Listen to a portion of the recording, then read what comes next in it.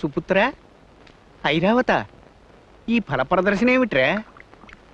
అమెరికాలోని వ్యవసాయదారుల సంత జరుగుతోందా ఇక్కడ? ఇవాళ శనివారం కదా నాన్న. అయితే శనివారం భోంచేద్దాన్నావు కదా, పలహారం చేస్తున్నాను. పలహారం అంటే ఒకటో రెండో పళ్ళు తినడమే తప్ప అమెరికాలో నెల రోజుల దాకా ఎవ్వరికి పళ్ళు దొరకకుండా నువ్వు మింగేయడం కాదు. అది నాకు తెలియదు నాన్న. నీకు మాట ఇచ్చాను, మాట నిలబెట్టుకున్నాను. వద్దురా బాబు, నీకు దండం పెడతాను. దయచేసి మాట తప్పి మామూలు అన్నమే తిను. ఈ పళ్ళ కంటే అన్నమే చౌక. బాబు, నీ క్షుత్తుకి నా జోహార్లు, నీ జీర్ణశక్తికి నా జేజేలు.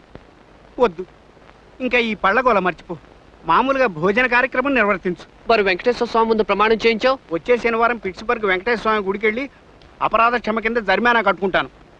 నువ్వు మాత్రం నీ ఒట్టి తీసి గట్టి మీద పెట్టి నన్ను బతికించు. అలాగే నాన్న, నీ ఇష్టం.